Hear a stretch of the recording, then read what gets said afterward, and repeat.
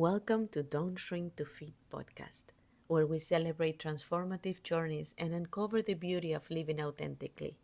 I'm your host, Claudia Noriega-Bernstein, and this week I'm honored to introduce you to a truly remarkable guest, Deborah Hillard. Deborah is an artist who works with energy and considers herself a shaman, creating art that is so much more than just paintings in canvas. Her unique, highly textural paintings are an invocation, a summoning of ancient and mystical powers.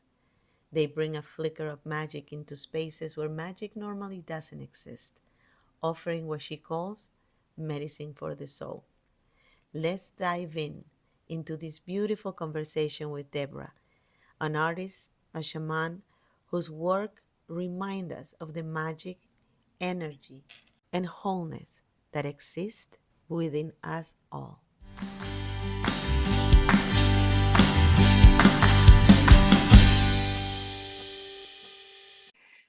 So, I have been all my life, ever since I was a child, a highly sensitive person. And Mm-hmm. what that means is that my nervous system is more acutely attuned to my environment, both internal and external, than a lot of people might be. As a result, my experience of life has been felt very much through my body because my body is so highly sensitive. Mm-hmm. So um, I went through a lot of trauma in my childhood, and my life was very much about survival for a very long time. It was through physical touch that I found my place of comfort and safety and my only feelings of love. And it wasn't the touch of others, it was the touch of certain things in my environment, specifically my baby blanket, that gave me that feeling of comfort. Um, Fast forward many, many decades, and being a painter and an artist in various media, I found that though my painting was highly textural and I worked a lot with my hands in the paint, there was something missing for me. It was being able to physically feel the energy that was coming through me and onto the canvas. And when I say that, what I mean is that my spiritual work, my shamanic work, has enabled me to channel messages from the unseen Mm-hmm. through my hands and onto the canvas. Those messages have guided me throughout my life, telling me more about who I am than probably just about anything. So, years of painting and being guided through my painting brought me to a certain point where I knew that I needed more. I needed to incorporate more. And I kept trying to do it through the paint by adding texture, by adding various elements like metal and wood. But ever since I was a child, it was the feel of fabric that just was, I just needed that. I Mm-hmm. needed to feel that safety that I felt from my baby blanket. So a number of years ago, my sister, who lives across the country from me, she's in New York, I'm in Phoenix. She was having a really rough time, and I couldn't be there for her. And what I wanted very much was to wrap my arms around her and give her a hug. So I made her a pillow. And I had been designing fabrics at the time, just a little bit here and there. But I had this urge to make her something that felt like a hug. So I created this pillow and I surrounded it with this huge silk velvet ruffle. And the reason that I chose that is because it felt a lot like the binding on my baby blanket. And that's the Mm-hmm. feeling that I wanted. And I searched for just the right filling for that pillow so that when she put her arms around it, it would feel like I was hugging her. And I sent her this pillow, and she was in tears. She was over the moon. And it occurred to me that that feeling that I transmitted through what I created was not just what she needed and not just what I needed, but a lot of people needed that. It was just the feeling of being hugged, being physically hugged and loved. That started me on a process of creating more pillows, creating blankets, and I did that through the pandemic for a number of years. And something occurred last year when I turned 70. And there's two sides to this. One is that there's something about 70 that said to me, you know what? If you're going to live, if you're going to pursue your dreams, there's no more waiting. Like the clock is ticking here. Right. And there was another part of that because I had been through close to my 70th. I'd been preparing for a really important shamanic ceremony that I'd been preparing for actually for years. And during that ceremony, the person that I was for the first 70 years of my life died. I experienced my own death. And the person that was born out of that was my true self. It Was was, that your intention when you went to that ceremony, or you just went open to receive whatever was available? I was open to receive. What I asked for was to please give me whatever I needed on this next phase of my journey to be who I truly am. And to preface that a little bit, for the 9 months prior, and 9 months is a important amount of time when you talk about giving birth. Right. Um, I turned 70 in January. The ceremony was in September. So those 9 months, I actually experienced being pregnant with myself. And I don't know, I can't explain it. It was just something in me just felt like I was gestating something really precious and important. And I spoke to this unborn self every single day, telling her the truth of who she was, so that when she was born, she would be born into something very different than what I was born into 70 years ago. Um, I wanted her to know who she was. So during that ceremony, when I experienced my own death and this birth, the person that I birthed was birthed as who I truly am, my true essence. And who I truly am is priestess, shaman, warrior, and witch. Uh, Mhm. I I am an artist. I'm a creative visionary, but the essence of all that I am is those four elements. And that's who was born on that day. It Mhm. was when I said yes to writing my book, and my book is going to be published next year. I began saying yes to being seen and heard. So I began sharing my experience more, sharing my life more, and working with these fabrics in a very unique way. I don't know if you can see behind me. There's a blanket hanging behind me. Yeah.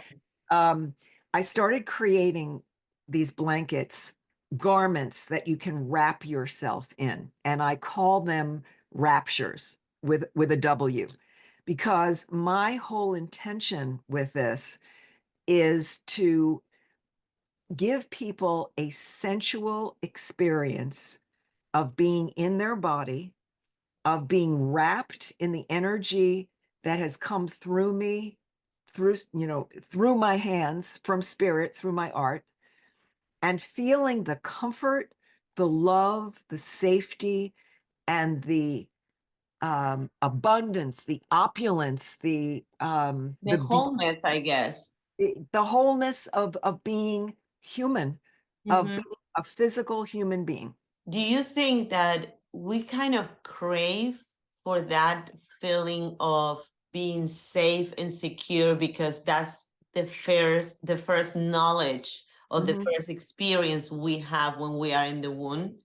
So then when we come out, we're kind of like, wait a minute, there is so much space around me. So I Yes, still need to feel secure and safe and held to an extent.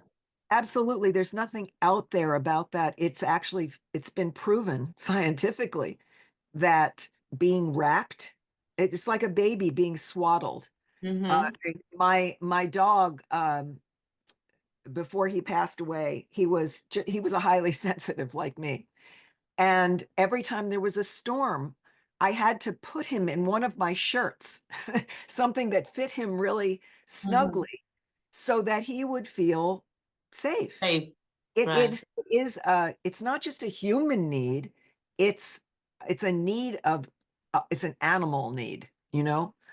Um, and that's what I create with my work, so that when someone comes to my studio, yes, they see a lot of beautiful things, and Mm-hmm. they may try on a serape or a poncho or whatever it happens to be that they're drawn to. Mm-hmm. But it is not just the visual experience of that. When they are drawn to something, they are drawn to a specific pattern. All of the designs on these fabrics, they're all created from the images in my paintings. So they're drawn to that. They're drawn to the feel of the fabric. I choose fabrics for their feel, the way they feel when you drape them on your body.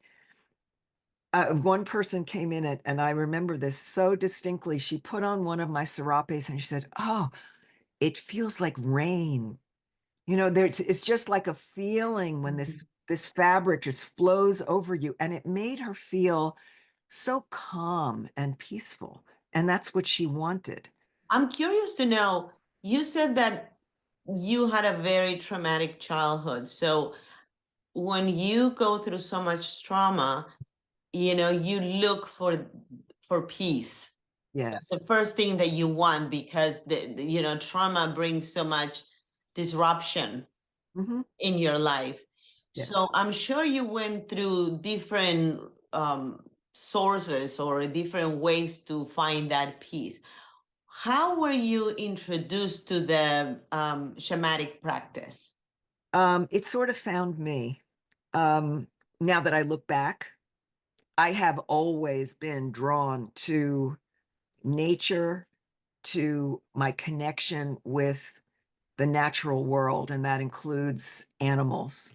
In looking back, I know that it has been part of who I am Mm-hmm. for for as long as I can remember.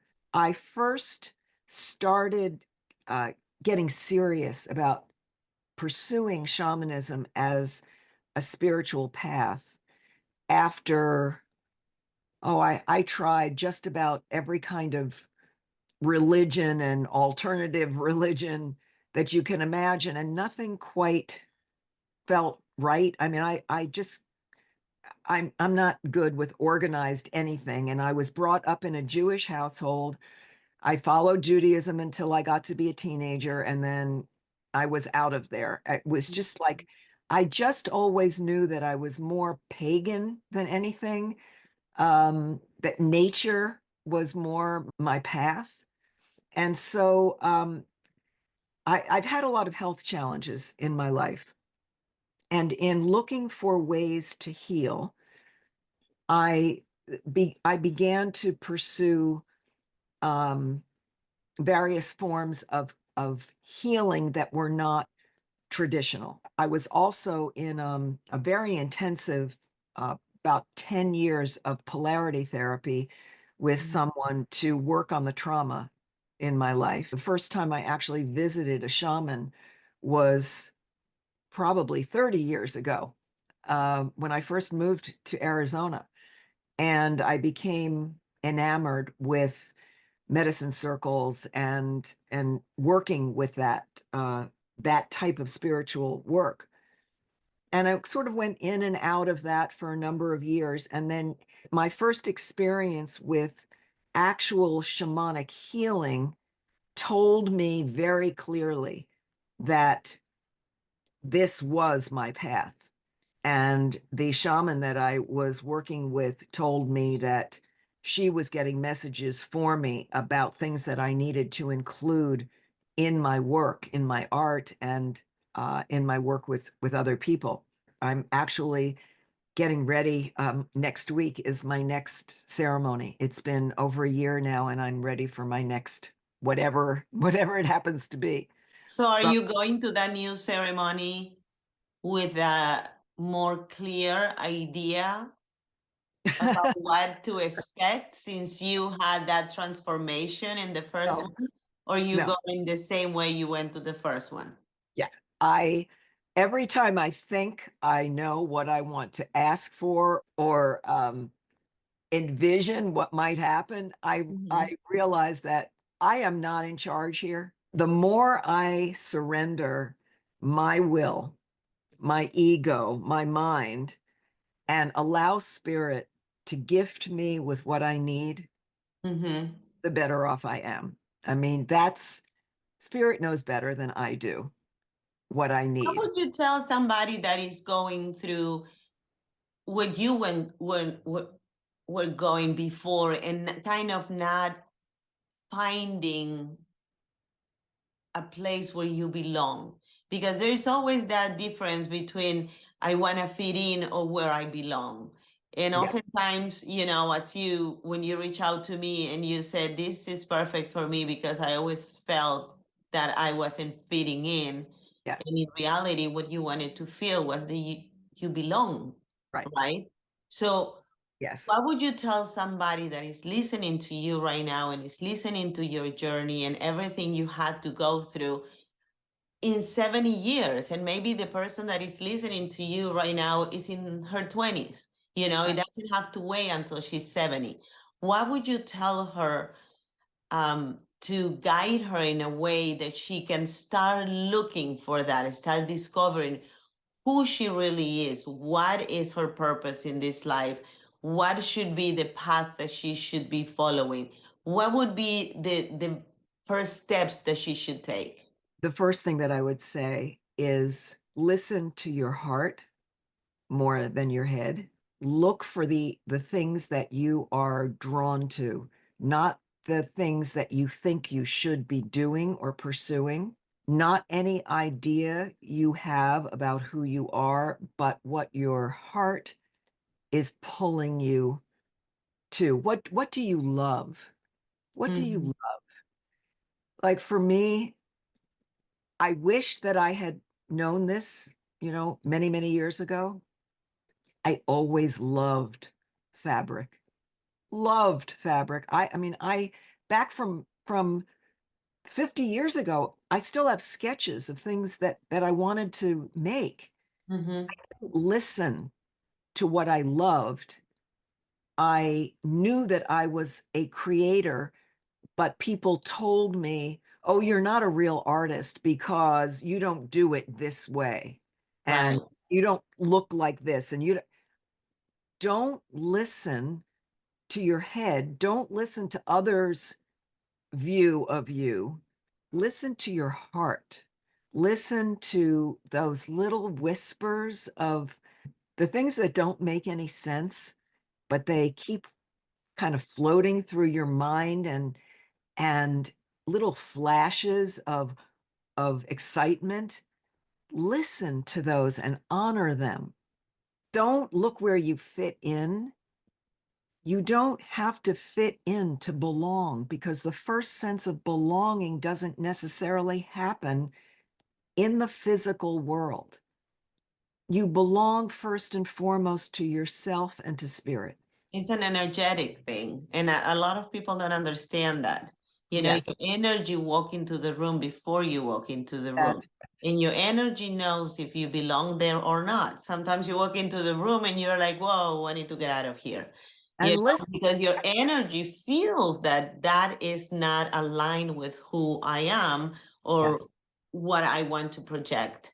yes. And I understand that because it happens to me sometimes, you know, that I go to an event or something and I tell my husband, I'm gonna wait for you outside. And he'll say, why? I'm like, don't have an explanation Yeah. that you can understand. It's just the feeling. Yes. And sometimes we can't explain the feeling unless you're feeling it. So Yeah. I totally agree with you. When it comes to belonging, it has to be an energetic Mhm. feeling that is aligned. Yes.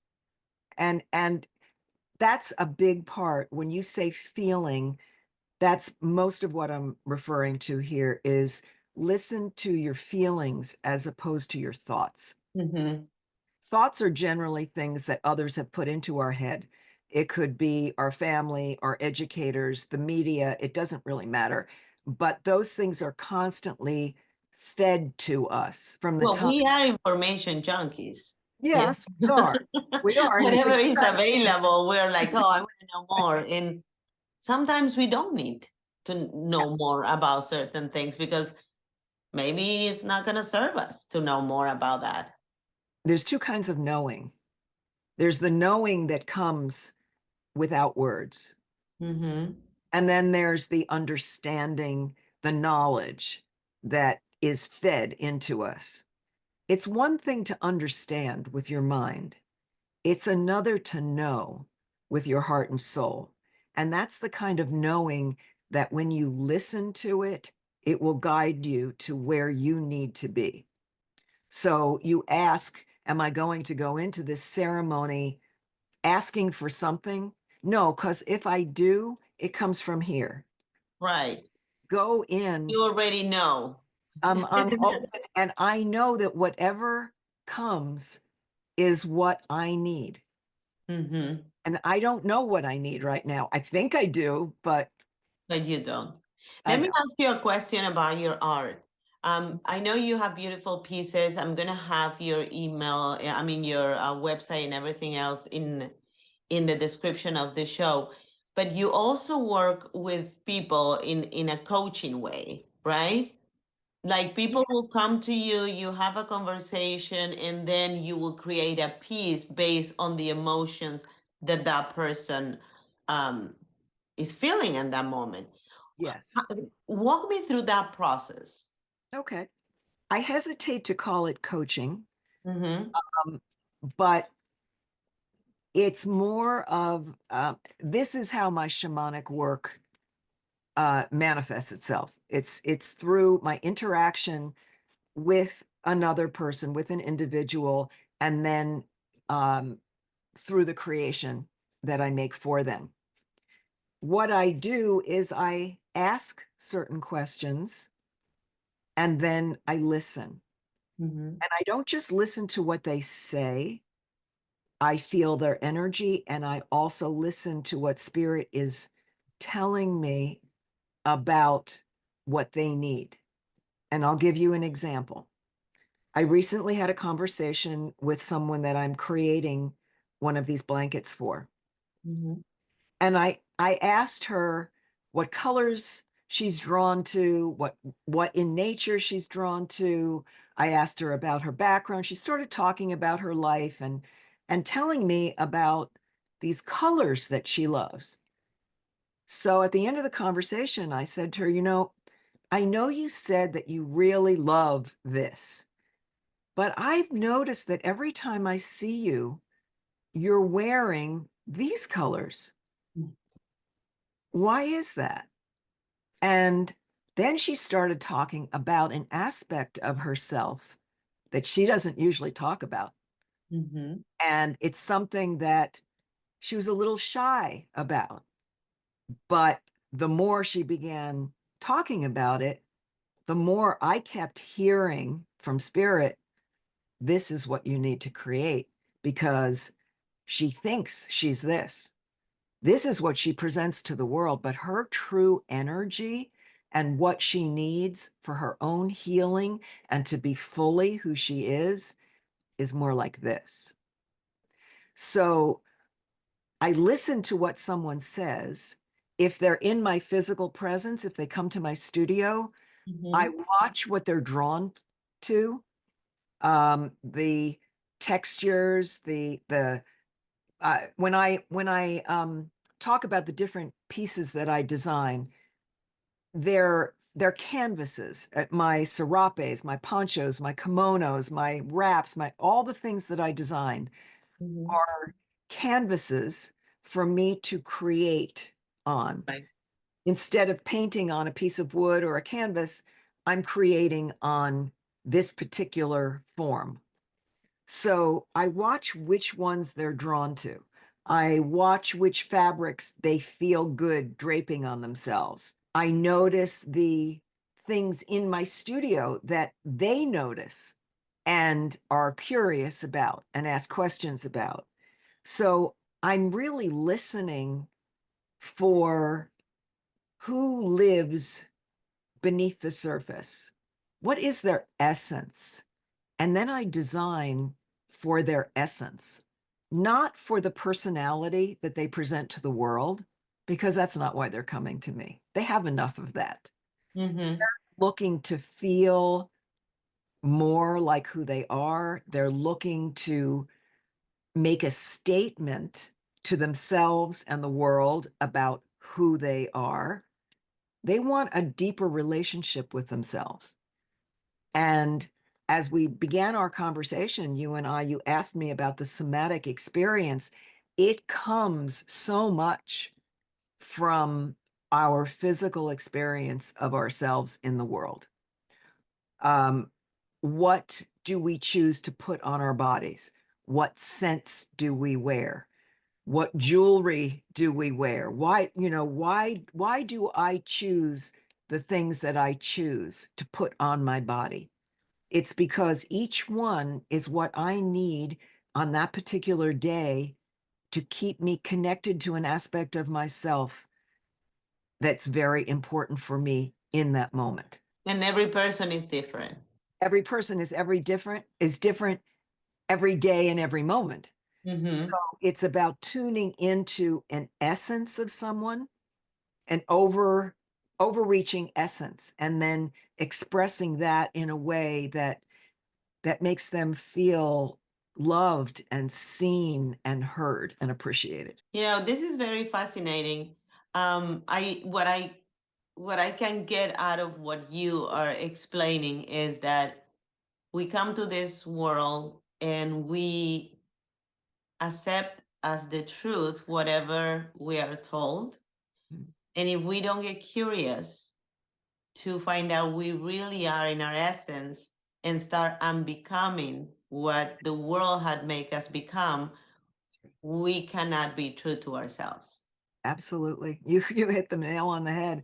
My book that's coming out next year is entitled Remembering Myself, a Mm, journey through the threads of time, that's because beautiful. it is my journey of having to forget and then bringing myself back, remembering, bringing the pieces of myself back together that are truly me, and putting myself back together as a whole as who I truly am. And my art, my writing, my poetry, all of my experience has been integral to that process. So it's all included in the book because it's not just about a story, it's an experience of the It's your image. journey. It is my journey and it's included everything. Yeah. Wow. Deborah, I really appreciate you having the time to be in my show. I really enjoy learning about your journey. If there is anything that you would like me to add in the description of the show, please feel free to send it to me so I can add it. And Okay. I'm going to ask you a question that I usually ask my guests. I think you already probably answered it, but what do you think is your superpower?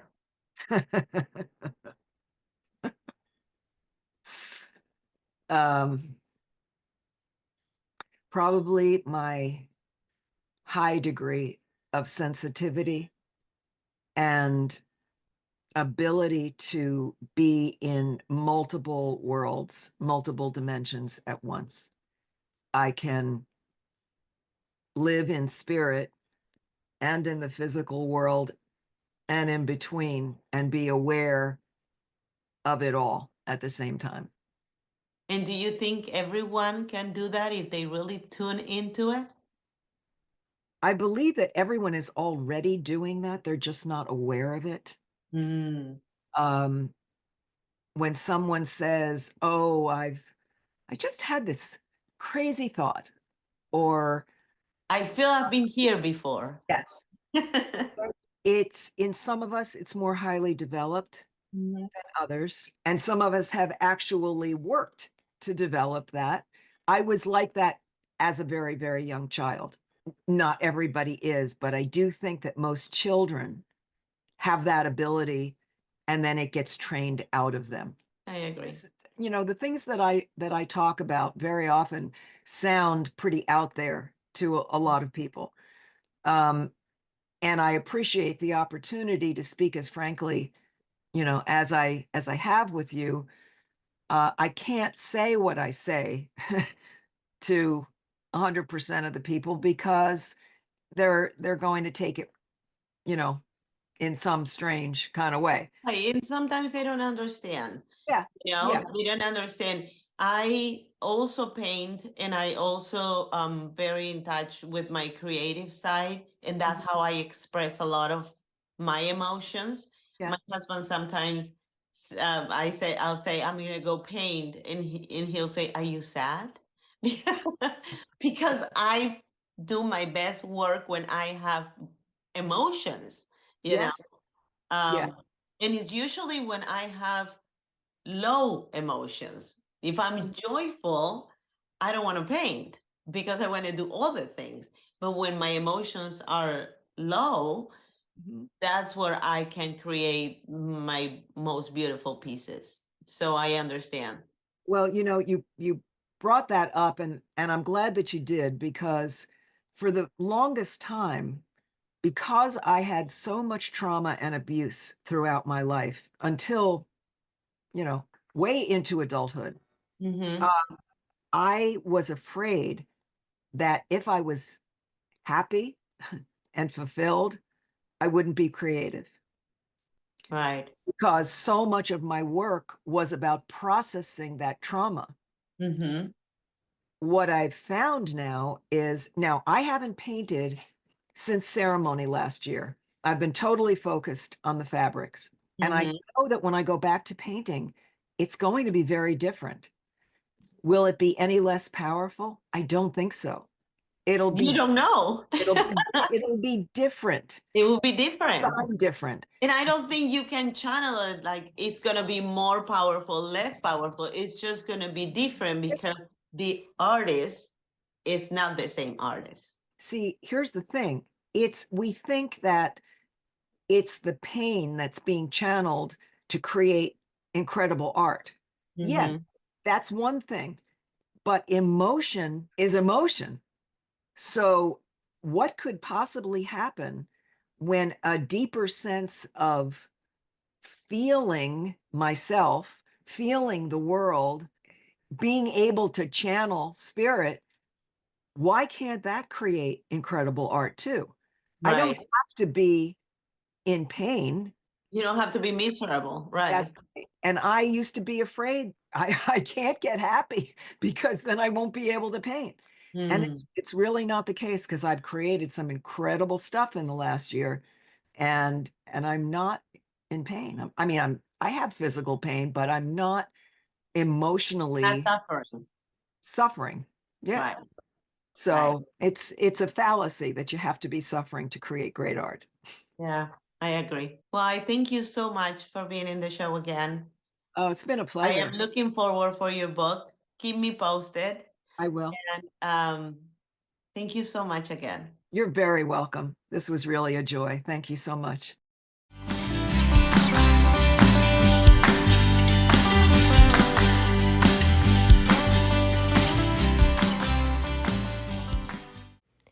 Thank you all for listening to the Don't Shrink to Fit podcast. If you like this episode, please write a juicy comment below and subscribe to my podcast. Remember, we can only fly if we embrace each other. Until next week, be happy, be safe, and be kind to yourself.